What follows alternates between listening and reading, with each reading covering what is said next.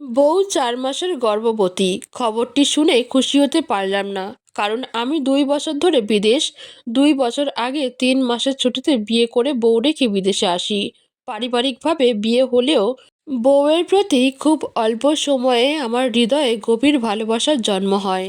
সেই ভালোবাসার বর্ণনা কোনো ভাষা দ্বারা করা সম্ভব নয়।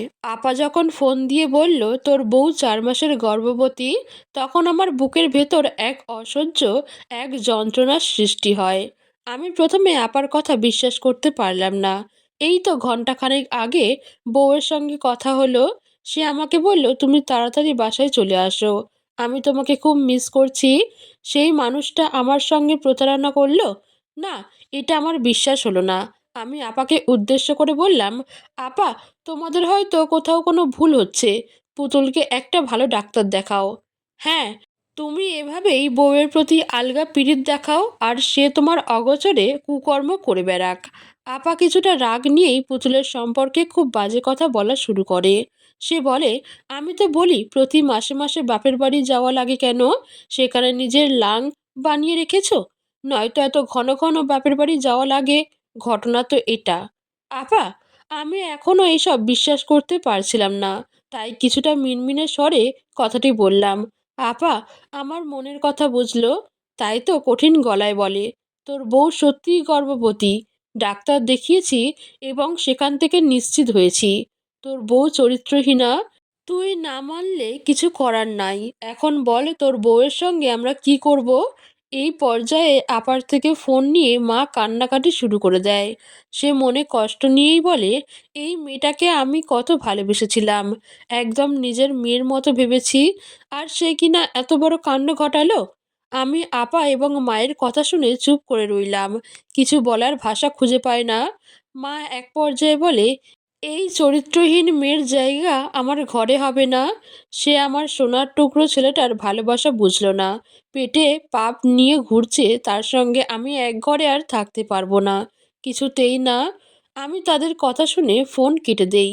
আমার ভেতরে যে প্রলয় চলেছে তা বলে বোঝাতে পারবো না। আমার এই অনুভূতি কাউকে বোঝানো সম্ভব নয়। আমি কিছুটা ভেবে পুতুলের ফোনে ফোন দিলাম। ফোনটা বেজে কেটে গেল, কেউ ধরলো না। আমি কিছুটা হতাশ হলাম। মনের মধ্যে নানা প্রশ্ন ঘুরপাক খাচ্ছে। নিজের অপরাধ প্রকাশ পেয়ে গেছে, সেই ভয়েই কি সে ফোন তুলল না, নাকি ঘটনা ভিন্ন? হঠাৎ আমার স্মৃতির পাতায় আমাদের পাকা দেখার ঘটনাটি মনে পড়ে গেল। আমাদের দুজনকে আলাদা কথা বলতে দেওয়া হলো। সেই সময়ে আমি পুতুলকে স্পষ্ট ভাষায় বলি, দেখুন, আমি প্রবাসী। বিয়ের ২ মাসের মাথায় আমাকে বিদেশ যেতে হবে। অর্থাৎ আমাদের দুজনার একসঙ্গে থাকার দিনগুলোর চেয়ে দূরে থাকার দিন সংখ্যাই বেশি হয়ে যাবে। আপনি ভেবেচিন্তে সিদ্ধান্ত নিন। আপনি পারবেন তো একা থাকতে? পুতুল কথার জবাব না দিয়েই আমার চোখের দিকে তাকায়। আমি স্বাভাবিক গলায় বললাম, আমি বলছি না আমি আপনার সঙ্গে থাকবো না, অবশ্যই থাকবো। তবে যেহেতু দূরে থাকবো, সেহেতু আমি আপনাকে শুধুমাত্র মানসিক শান্তি দিতে পারবো, অন্য কিছু নয়। দেখুন, আমি খুব বিশ্বাস করি মেয়েদের বিয়ের আগের জীবন এবং পরের জীবনের মধ্যে বিশাল পার্থক্য রয়েছে। তাছাড়া সমাজে অহরহ যা ঘটছে, প্রচলিত কথাও রয়েছে প্রবাসীর বউয়ের চরিত্রের সমস্যা। এখানে আমি সেই বউয়ের দোষটা বেশি দিতে পারি না, কেন জানি। কারণ বিয়ের পর সবারই একটা চাহিদা থাকে, দূরে থাকলে সব চাহিদা পূরণ হয় না। তাই আমি স্পষ্টভাবেই সবটা আপনাকে বলছি। আমি চাই না পরবর্তীতে এটা নিয়ে সমস্যা হোক। আপনি বিয়ের আগেই একবার ভেবে নিন, আপনি সত্যি এই জীবনটা মেনে নিতে পারবেন তো? আমি চাইবো পরিবারের কথাই নয়, আপনি নিজে এই সম্পর্ক নিয়ে একবার ভাববেন। আপনার মন সায় না দিলে এই সম্পর্কের জন্য হ্যাঁ বলবেন না দয়া করে। আপনি যদি পরিবারকে আপনার মতামত জানাতে না পারেন, তবে আমাকে জানাবেন প্লিজ। আমি চেষ্টা করব আপনার মতামতকে সম্মান জানানোর এবং সবটা সামলে নেওয়ার। পুতুল আমার সব কথা শুনে আমার দিকে তাকিয়ে মিষ্টি এক হাসি দেয়। অতঃপর বলে, আমি রাজি। আপনার আগে আমাকে ৫ জন পাত্রপক্ষ দেখেছে, তাদের মাঝে কেউ এটা জানতে চায়নি আমি তাদের পছন্দ করেছি কিনা, কিংবা আমার মতামত। সেখানে আপনি আমার এই বিষয়টি গুরুত্ব দিয়েছেন, এটা আমার ভীষণ ভালো লাগলো। আশা করি এটাই আপনাকে পছন্দ করার জন্য যথেষ্ট। আর হ্যাঁ, আমি পারবো। আমার স্বামী আমার পাশে থাকলে আমি সংসারটা খুব ভালোভাবে করতে পারবো। পুরনো এই কথাগুলো মনে পড়তে বুকের মধ্যে হাহাকার করে উঠল। আমাদের বিবাহিত জীবনটা কত সুন্দর ছিল, আর আজ আমি যা শুনলাম তাতে সবটা শেষ হয়ে যেতে চলেছে। আমি এসব ভাবনার মাঝে আবার পুতুলকে ফোন দিলাম। পুতুল এবার ফোনটা ধরল। সে ফোনটা ধরতে আমি বললাম, বউ। পুতুল কোনো কথা বলল না। আমি আবার ডাক দিলাম। এবার পুতুল হাউমাউ করে কান্না করে দিল। আমাকে বলল, বিশ্বাস করো, আমি জানি না এসব কিভাবে হলো। আমার গর্ভে সন্তান। আমি জানি না এসব কিভাবে হলো। বিশ্বাস করো, জানি না। তার মানে সত্যি তুমি গর্ভবতী? আমার প্রশ্নটি শুনে পুতুল আরও শব্দ করে কেঁদে দিল। আমি মলিন গলায় বললাম, কে সে? কে? পুতুল বুঝতে না পেরে কান্নারত অবস্থায় বলল। আমি মনে মনে একটা দীর্ঘশ্বাস ফেলে বললাম, তোমার বাচ্চার বাবা। আমার মুখে এই কথা শুনতে পুতুল উচ্চ শব্দে কান্না করে দিল।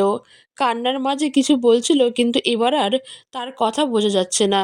আমি বললাম, কেন ঠকালে আমায়? আমি তোমায় ঠকাইনি। বিশ্বাস করো, তোমাকে ঠকাইনি। আমি জানি না আমি কিভাবে গর্ভবতী হলাম। আমি তো এখনো বিশ্বাস করতে পারছি না। পুতুলের কথা আমি কিছুই বুঝে উঠতে পারলাম না। এটা কেমন কথা? কি বলছে সে? আমি হতভম্ব হয়ে গেলাম।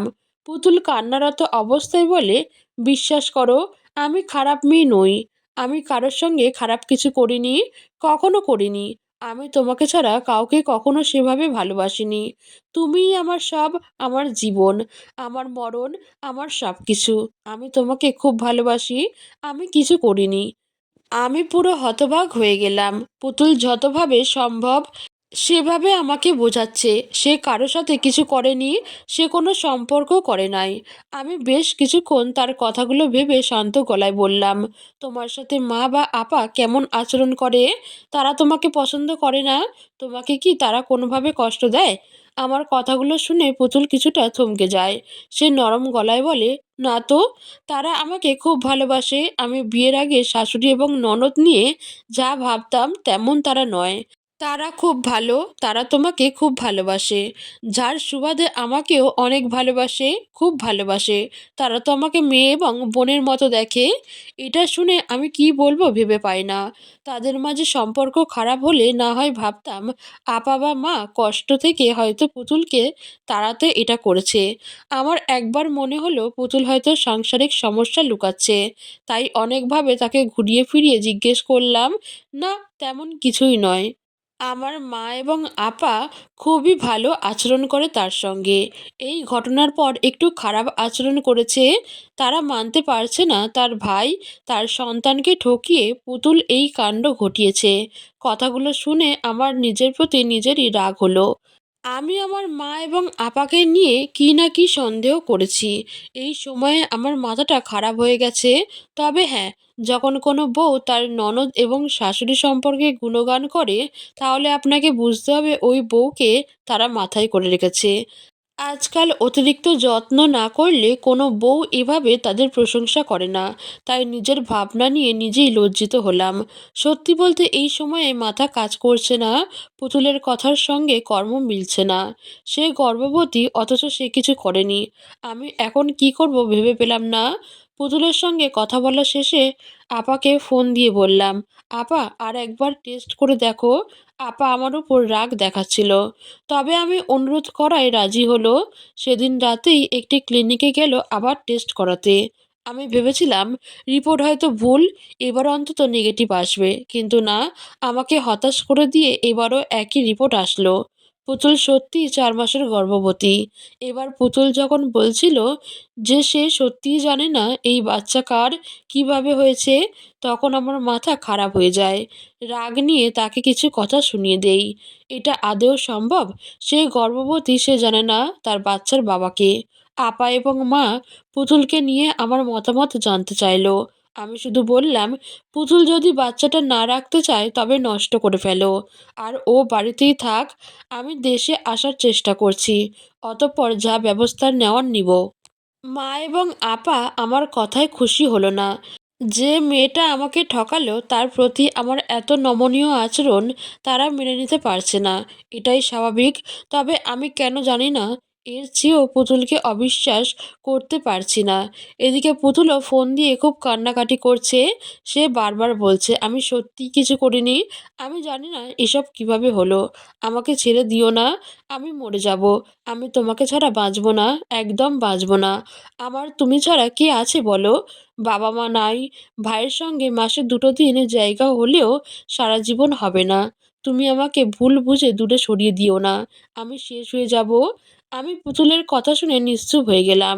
কিছু বলার ভাষা খুঁজে পাচ্ছি না। তবুও নিজেকে সামলে শান্ত গলায় বললাম, তোমার এমন কোনো দিনের কথা মনে আছে যেদিন তোমার মনে হয়েছে তোমার সঙ্গে অস্বাভাবিক কিছু হচ্ছে বা হয়েছে? পুতুল আমাকে যা জানায় তা নিয়ে আমার ভাবনায় সবটাই সাজিয়ে ফেলি। অতঃপর পুতুলের ইচ্ছেতে বাচ্চাটি নষ্ট করা হয়। সেই ঘটনার ১ মাস পরে আমি বাসায় ফিরি। গত ১ মাস মা এবং আপা পুতুলের সঙ্গে খুব খারাপ আচরণ করে। তারা চেয়েও ভালো আচরণ করতে পারেনি। আমি তাদের বিষয়টা বুঝি। আমি বাসায় ফিরতে মা এবং আপা আমাকে নিয়ে বসলো। আমাদের শোবার ঘরের দরজার পাশেই পুতুল মলিন মুখে দাঁড়িয়ে আমাদের কথাগুলো শুনছিল। আপা আমাকে উদ্দেশ্য করে বলে, তুই আমার একটা মাত্র ভাই। তোকে আমি আমার সন্তানের মতো ভালোবাসি। আমার কাছে আমার ২ ছেলে যেমন, তুইও তেমন। তোর বউ আমার জন্য অনেক আদরের, কিন্তু তাই বলে তুই ভালোবাসিস তোর বউ তোর জান বলে আমি একজন চরিত্রহীন মেয়েকে সারা জীবনের জন্য তোর পাশে সহ্য করতে পারবো না। এটা অসম্ভব ভাই। আমিও তাকে মেয়ের মতো ভেবেছিলাম, শেষে সে এভাবে প্রতারণা করলো। যাই হোক, আমিও চাই তুই ওই মেয়েটাকে ছেড়ে দে, তালাক দে। মা এবং আপার কথা শুনে আমি কিছুক্ষণ নিশ্চুপ থাকলাম। অতঃপর বললাম, আমি জানি না সত্যি মিথ্যা, তবে পুতুলের কথাগুলো কেন জানি অবিশ্বাস করতে পারি না। আর সেই বিশ্বাসের জায়গা থেকে আমার মনে হয় আমি মুখ এবং মুখোশের আড়ালে থাকা মানুষটিকে চিনতে পেরেছি। মানে, মা এবং আপা কিছুই বুঝতে পারে না। আমি ধীরে ধীরে সবটা খুলে বলি।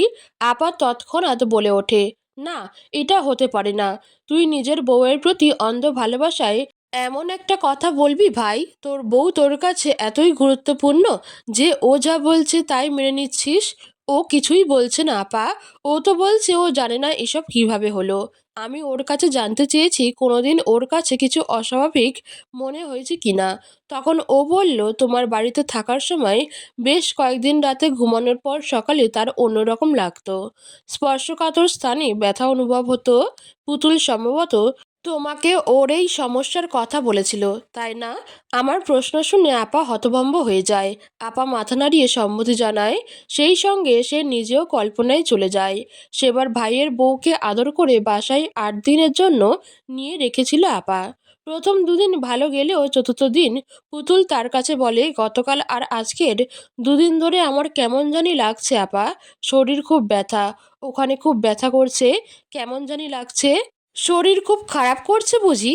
বেশি খারাপ হলে বলো, বিকেলে ডাক্তারের কাছে নিয়ে যাই। আপার কথায় পুতুল মাথা নাড়িয়ে না জানায়, এতটা খারাপ না যে ডাক্তার দেখাতে হবে।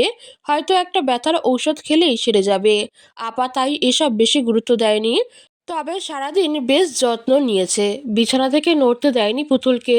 খাবারটা অবধি নিজে হাতে করে খাইয়ে দিয়েছে। আপার এসব কথা মনে পড়তে সে অবাক হয়ে বলে, না, আমার স্বামী এমন নয়। আমি জানি না কিছু আপা। তবে তোমার বাড়িতে দুলাভাই ছাড়া কোনো পুরুষ নেই, আর বাচ্চাদের দ্বারা নিশ্চয়ই সম্ভব নয়। ওরা ছেলে মানুষ হলেও বাচ্চা, আমি বুঝদার পুরুষ বুঝিয়েছি। সেক্ষেত্রে সেই সময়ে কিছু হলে হিসাব মতো আমি ভাইয়ার উপর আর বিশ্বাস রাখতে পারছি না। তাছাড়া ওই তারিখ আর পুতুলের গর্ভকালীন সময় হিসাব করলেও কেমন খটকা লাগে। আমার কথা শুনে মা এবং আপা দুজনেই হতভম্ব হয়ে যায়। আমি তাদের আমার এক পরিকল্পনার কথা জানালাম। সেটা শুনে দুজনেই রাজি হলো। তবে আপা এখনো বিশ্বাস করতে পারে না। অতঃপর আমাদের ডিভোর্সের ব্যবস্থা করতে হবে এই কথা বলে আপা আজ বাড়ি ফিরতে রাত হবে জানিয়ে দেয় ভাইয়াকে।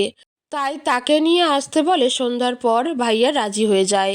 সন্ধ্যাবেলা ভাইয়া এসে বাসায় শুধু পুতুলকে দেখে হাসার চেষ্টা করে বলে, ওরা এখনো ফেরেনি না? এটা বলে পুতুল মলিন চোখে তাকায়। ভাইয়া শান্ত গলায় বলে, আপনি ডিভোর্সের ঝামেলায় না গিয়ে শালাবাবুর কাছে ক্ষমা চেয়ে নিজেকে শুধরে নিন ভাবি। আমি চাই না আপনাদের সংসারটা ভেঙে যাক। একটা সুযোগ সবারই পাওয়া উচিত। সেটাই। নাকি নিজের অপরাধবোধ থেকে কথাটা বলেছেন? আপনার অপরাধে একটা নিরীহ মেয়ের সংসার ভেঙে যাচ্ছে, সেই অনুশোচনা থেকে কথাটা বলছেন না তো? পুতুলের মুখে এই কথা শুনে ভাইয়া হতভম্ব হয়ে যায়। সেই সঙ্গে তার চোখে মুখে একটা ভয় দেখা যায়। ভাইয়া কোনো রকম বলে, আপনি কি বলতে চাইছেন? আমি আপনাকে দেখেছি সেদিন ভাইয়া। আবছা হুঁশ হওয়া আমি আপনাকে ঘর থেকে বের হতে দেখেছি। আপনিই ছিলেন। হ্যাঁ, আপনিই ছিলেন। ভাইয়া পুতুলকে এসব ভুলভাল কথা বলতে বারণ করে। পুতুল একই কথা বলে যায়। দুজনার কথা কাটাকাটি হয়। এক পর্যায়ে পুতুল বলে, আমি আপা এবং সবাইকে বলে দিব। আমি আর আপনাকে গোপন করব না। একদম না। আমি কিছু করিনি ভাবি। আপনি আমাকে মিথ্যা দোষারোপ দিবেন না। আর হ্যাঁ, আপনি এখন বললেই সবটা সত্যি হয়ে যাবে না তো? আমার স্ত্রী আপনি বললেই বিশ্বাস করবে নাকি যে আমি ঘুমের মধ্যে আপনার সঙ্গে খারাপ কাজ করেছি?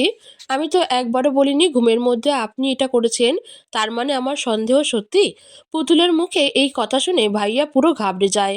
অতঃপর পুতুলের কাছে ধরা পড়ে গেছে বুঝে ভাইয়া ক্ষমা চায়। সে তাকে ক্ষমা করে দিতে বলে। এসব কথা কাউকে না জানাতে বলে। সেই সঙ্গে কথা দেয় পুতুলের সংসারটা যাতে না ভাঙে সেটাও সে দেখবে। এই সময়ে ভেতরের ঘরে অন্ধকার থাকা আপা বের হয়ে বলে, আর আমার সংসার ভাঙাটা কিভাবে আটকাবে? ভাইয়া আপাকে দেখে পুরো চমকে যায়। তখন আমি এবং মাও বেরিয়ে আসি। ভাইয়া বুঝতে পারে এটা তার মুখ থেকে স্বীকারোক্তি নেওয়ার একটা প্ল্যান ছিল। বুঝতে পেরে সে মাথায় হাত দিয়ে বসে পড়ে। পুতুলের সবসময় আপা এবং ভাইয়াকে খুব ভালো লাগতো। ভাইয়াকে সে সবসময় যত্নশীল একজন স্বামী, একজন দায়িত্ববান বাবা হিসেবে দেখেছেন। একটি মেয়ে তার জীবনে যেমন সঙ্গী চায়, ভাইয়া তেমন। তাই তো আপার বাসায় গিয়ে থাকতে পুতুলের ভালো লাগতো। সেই ভালো লাগাই কাল হয়ে দাঁড়ায়। এই ভদ্র মানুষটির ভদ্র মুখের আড়ালে থাকা মুখোশটি পুতুল বা আপা কেউই দেখতে পায়নি। এই মানুষটি কত সুন্দর তার মায়ের, নিজের স্ত্রী এবং সন্তানদের খেয়াল রাখছিল। এই তো পুতুল যখন বাড়িতে গেল তখন বউয়ের কষ্ট হবে বলে নিজে হাতে রান্না করলো। এই মানুষটির সবকিছু পুতুলকে মুগ্ধ করত। তাকে বড় ভাইয়ের নজরে দেখত। কিন্তু সেই মানুষটি তাকে ভিন্ন নজরে দেখত, খুবই নোংরা নজরে। পুতুলের সঙ্গে কথা বলে ভাইয়া বুঝতে পারত এই মেয়ে তেমন নয়। তাই তার সম্মতিতে তার সঙ্গে কিছুই করা যাবে না।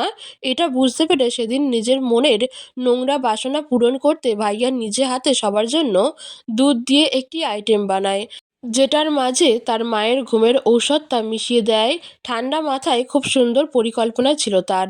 আর এটাই কাজও হয়। খাবার খেয়ে খুব অল্প সময়ের মাঝে সবাই ঘুমোতে চলে যায়। সেই সুযোগে ভাইয়া তার নোংরা বাসনা নিজেরই ভাইয়ের ভাবির সঙ্গে পূরণ করে। কাজ শেষে পুতুলকে নিজেই পরিষ্কার করে কাপড় পরিয়ে দিত। ভাইয়া যেহেতু নিজে তার মায়ের জন্য ঔষধসহ সব কিনত, তাই সে এটার কার্যকারিতা সম্পর্কে সব জানত। কাকে কতটা দিতে হবে সব। সেভাবেই প্রথম দিন সফল হওয়ায় তার মনের নোংরা বাসনা আরও তীব্র হয়। অতঃপর পরপর 4 দিন সে একই কাজ করে। শুধু সেবারই শেষবার নয়, এই ঘটনা পুতুলকে সে শেষবার 8 দিনের জন্য বেড়াতে গিয়েছে তার আগের বারের, যখন সে 5 দিনের জন্য ছিল। অতঃপর সেই সাহসে আবারও একই কাজ করে সে, যার ফলস্বরূপ পুতুল গর্ভবতী হয়ে যায়। পুতুলের কাছে ওই সময়ে শরীর খারাপটা অস্বাভাবিক লাগেনি, কারণ সে ঘুণাক্ষরেও বুঝতে পারেনি সে যে মানুষটিকে এত ভালোভাবে সে এত বড় কাণ্ড ঘটাতে পারে। তাই তো ওসব ছোটোখাটো বিষয় এড়িয়ে গিয়েছিল। এসব জানতে পেরে সবাই ভেঙে যায়। আপা তো হাউমাউ করে কান্না করে দেয়। সে ভাইয়ার কলার চেপে ধরে বলে, এত বছরের ভালোবাসার প্রতিদান এটা দিলে? সংসার, সন্তান, কারো কথা ভাবলে না? কিছুই না? ভাইয়া বারবার সবার কাছে ক্ষমা চায়, তবে কেউ কোনো কথা বলে না।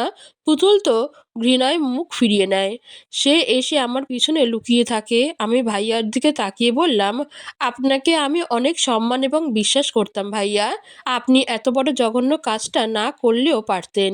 আপনার শাস্তি হোক বা না হোক, কিছু প্রমাণ করতে পারি বা না পারি, আমি আমার আপাকে আর আপনার কাছে পাঠাচ্ছি না। আমার আপা আমার বাড়িতে তার সন্তানদের নিয়ে সম্মানের সঙ্গে থাকবে। শুধু তাই নয়, এই কুলাঙ্গারের শাস্তিও হবে। এত বড় অপরাধ করে এ পার পেয়ে গেলে এর মতো যারা আছে তারা কখনো শুধরাবে না। তারা যুগের পর যুগ একই কাজ করে থাকবে। আপা কান্না থামিয়ে কঠিন গলায় কথাটি বলে। ভাইয়া যখন বুঝতে পারে এখানে ক্ষমা চেয়ে লাভ নেই, তখন চলে যায়। আপা নিজেকে কঠিন দেখালেও সে ভেতরে ভেতরে ভেঙে পড়ে। আমি, পুতুল এবং মা তাকে সামলাই। অতঃপর ভাইয়ার বিরুদ্ধে মামলা করা হয়, যদিও আমি করতে চাচ্ছিলাম না, কারণ ভাইয়া আপাকে ছেড়ে এবং বাচ্চাদের আপার দায়িত্ব দিতে রাজি হয়েছিল। শুধুমাত্র এই বিষয়ে মামলা যাতে না করি তাই। আমি এটাই করতে চেয়েছিলাম, কিন্তু আপা রাজি হয়নি। সে তার এক কথায় দাঁড়িয়েছিল, তার কথা ভাইয়ার শাস্তি হতেই হবে। সে এমন মানুষকে জেলেই দেখতে চায়। অতঃপর প্রায় 2 বছর এই মামলা চলে। এটা নিয়ে অনেক দৌড়ঝাঁপ লড়াই হয়। যদিও লড়াইটা কঠিন ছিল, তবে মাঝপথে থেমে যায়নি। আপার জন্য যেতে পারেনি। যতবার আমি ভরসা হারিয়েছি ততবার আপা আমাদের ভরসা দিয়েছে। অতঃপর 2 বছর পর আদালতে ভাইয়ার শাস্তি নিশ্চিত করে। তাকে কয়েক বছর কারাদণ্ড দেওয়া হয়। সেই সঙ্গে আপার সঙ্গে বিবাহ বিচ্ছেদ এবং বাচ্চা দুটোকে আপার দায়িত্ব দেওয়া হয়। পরিশেষে অপরাধী দেরিতে হলেও তার শাস্তি পেয়েছে। আমি এবং পুতুলও ভালো আছি। মা এবং আপা তার সঙ্গে খারাপ আচরণ করায় মাপ চেয়ে নেয়। যদিও পুতুল ভেবেছিল এসবের পর আমরা তাকে সহজে গ্রহণ করব না, কিন্তু না, যেহেতু পুতুলের কোনো দোষ নেই সেহেতু তাকে গ্রহণ না করার প্রশ্নই ওঠে না। দিন শেষে আমরা ভালোই আছি। আপাও ভালো আছে। সে তার শাশুড়িকে নিজের সাথেই রেখেছে। এই মানুষটার সে ছাড়া কেউ নেই। তাই চেয়েও তার সন্তানের শাস্তি তাকে দিতে পারেনি আপা। আমার আপা যে কতটা মহৎ মানুষ তার এই বিষয়টা দেখলেই বোঝা যায়। সে এখনও তার শাশুড়ির সেবা করাটাকে তার দায়িত্ব ভাবছে, আর সেটা পালন করেও যাচ্ছে। তার এই গুণটা পুতুলকেও মুগ্ধ করে। পুতুল এখন আমাকে প্রায়ই বলে সে আপার মতোই ভালো বউ, ভালো বোন, ভালো মা, ভালো সন্তান হতে চায়। তার এসব কথা শুনে আমি শুধু হাসি, কোনো জবাব দেই না। তবে মাঝে মাঝে আফসোস হয়, মুখ এবং মুখোশের আড়ালে থাকা মানুষগুলোকে চিনতে না পারায়। তাদের চিনতে পারলে হয়তো জীবনটা এত জটিল হতো না, জীবনে কোনো সমস্যাই থাকতো না।